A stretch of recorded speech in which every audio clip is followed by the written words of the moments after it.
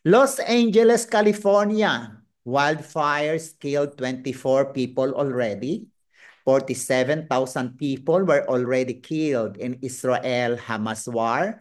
Estimatedly, 700,000 people were killed in Russian-Ukraine war. 59% of Filipinos, or 16.3 million, said they are poor. 2.9% inflation rate. 3.3 million Filipinos are depressed. Continuous petroleum prices increases and commodities, and many, many more. Nagulat po ba kayo? Alam po ba ninyo ang nagaganap sa inyong paligid? Sinabi ni San Pablo kay Timoteo na sa manghuling araw ay higit na magiging mapanganib at lalong magiging masama ang tao at darami pa ang mga manlilinlang. Sa aklat ng Ebanghelyo ni San Lucas, chapter 2, ay mababasa ang ganito. Binasbasan sila ni Simeon at sinabi niya kay Maria na ina ng bata, narito siya itinalaga upang ibagsak at itindig ang marami sa Israel. Siya ay magiging isang tanda ng kanilang tututulan. Ito ay mangyayari upang mahayag ang mga pagtatalo ng maraming puso. Sa iyo rin, Maria, isang tabak ang tatagos sa iyong kaluluwa.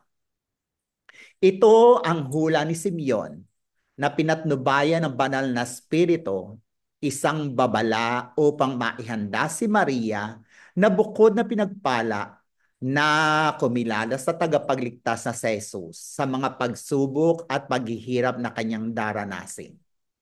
Bilang ina ni Jesus na magkatawanta, ay naranasan ni Maria ang hapdi, pighati, kalungkutan at pagkasiphayo dahil sa paghihirap na dinanas o daranasin ni Jesus nung siya ay nasa lupa.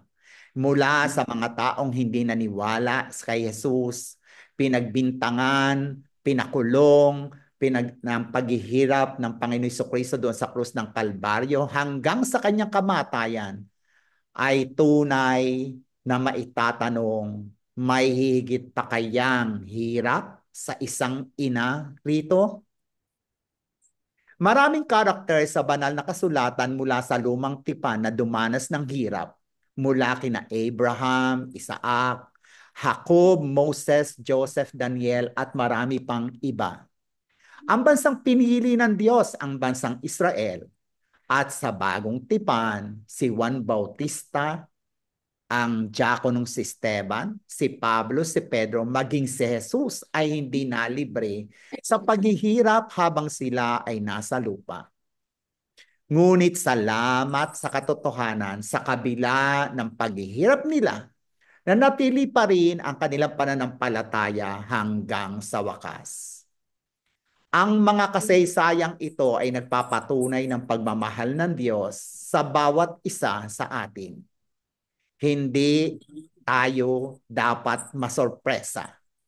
Ito ay tiyak na magaganap ang mga paghihirap na ito, hindi lang kay Maria, sa mga tao doon na mga banal sa lumang tipan at sa mga pinili ng Diyos sa bagong tipan at sa ating mga panahon.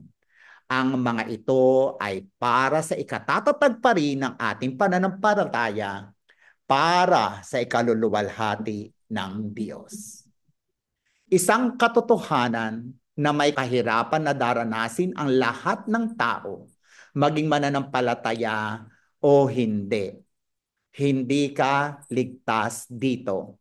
365 beses na inulit-ulit sa Biblia ang salitang fear not. Dahil si Jesus na tinanggap mong tagapagligtas ang sa iyo'y tutulong ng lubos. Huwag kang matakot. Si Jesus ang bahala sa iyo. Sa bawat pagsubok, ang Diyos din ang magbibigay ng lakas. Sabi ni San Pablo, hindi ka bibigyan ng pagsubok ng higit pa sa iyong kaya. At Diyos din ang magbibigay ng tamang paraan. Hindi si ikaw, hindi si ako. Ang Diyos ang magbibigay sa atin ng tagumpay. Maghanda, manalangin, ituon ang mata kay Jesus. Dahil kung papaanong siya'y nagtagumpay ng lubos, gayon din ang sa iyo'y magaganap kapag ang tiwala sa Kanya ay taos. Purihin ang Panginoon. Share Jesus. Subscribe and share Haraplet TV. Go, go, go.